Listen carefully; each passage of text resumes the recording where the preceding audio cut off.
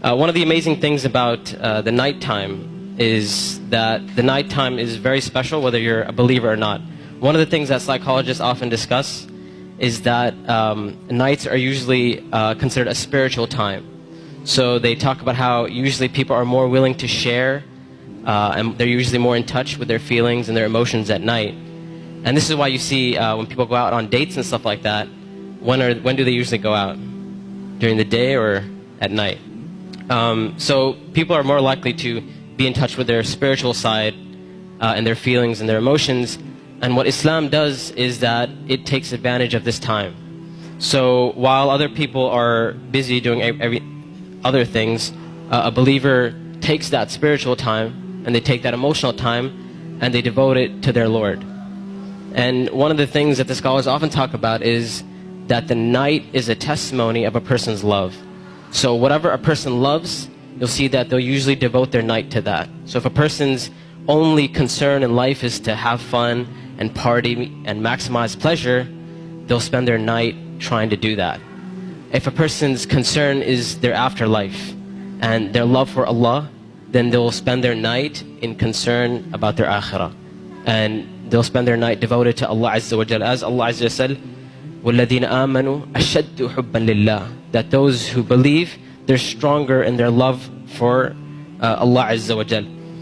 It's no secret, it's no surprise that our ummah today, our nation today, is not doing too well. And I hate to be negative, I hate to be negative about issues, but this is just a reality. And the point isn't for us to become depressed and say we're a goner and there's nothing we can do. The point is, how do we bring ourselves out of this situation, and how do we become like the companions radiallahu ta'ala anhum? And this is why one of the things that is often said by the classical scholars and even scholars of our time is that if we want to rectify this ummah, if we really, really care about this ummah, we really want to change this ummah, then we will not be able to do it except that which changed the beginning of this ummah.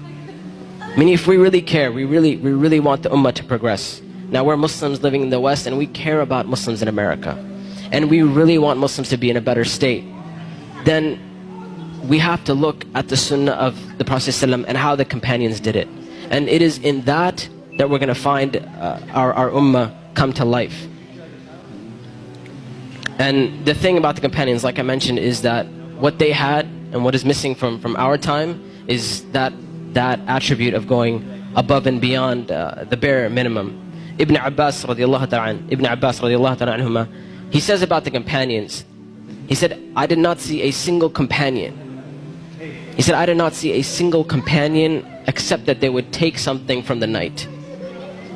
Meaning they would pray some type of qiyam al-layl. And one of the most oft questions I get from young people is, you know what, my iman is just not doing too well. Like, I have a dip in my iman and I just don't feel it anymore.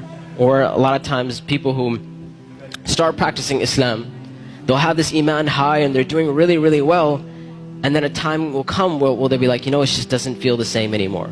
Or a lot of times reverts and converts will say, when I first became Muslim, it was the most amazing experience of my life, and I want that back.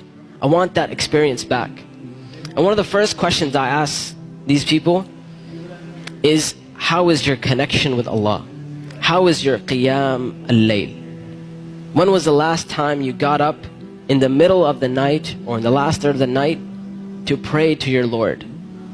And if the answer usually is, well, I don't really do that. I just try to do my 5 daily prayers. I'm just happy if I can get that in.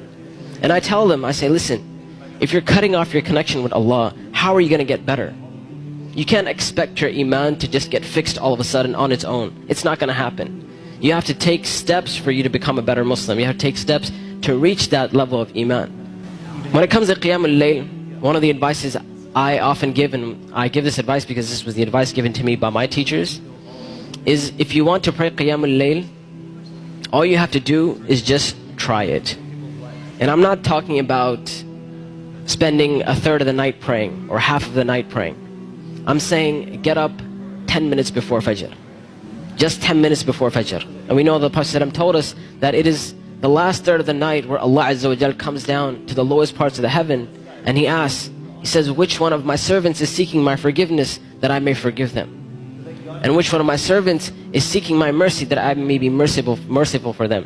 Which one of my servants is asking of me that I may give to them? And that third of the night is still there in the last 10 minutes before Fajr. So all I'm saying is wake up 10 minutes before Fajr. Not an hour, not 2 hours before Fajr, 10 minutes before Fajr. And try and pray Qiyamul Layl. And experience this amazing spiritual nature that Allah SWT has given us. This blessing that Allah SWT has given us. And when you get up in the night, number one, you'll see your heart transform. You'll feel your heart unlike you've ever felt it before. And I know a lot of us, and this is a problem which is very, very common, where we look at Islam and all we see is a bunch of things we have to do. And we're missing that spiritual side of Islam. We're missing that connection with Allah and our Creator. And I tell you that if you're seeking that connection, then get up and pray Qiyamul Layl. You will see your heart transform. You will see this tranquility and peace that Islam is supposed to be. You know, people talk about Islam means peace and all that kind of stuff. If you really want to experience that, get up in that last third of the night. Get up for 10 minutes and you will see that peace and tranquility descend upon you.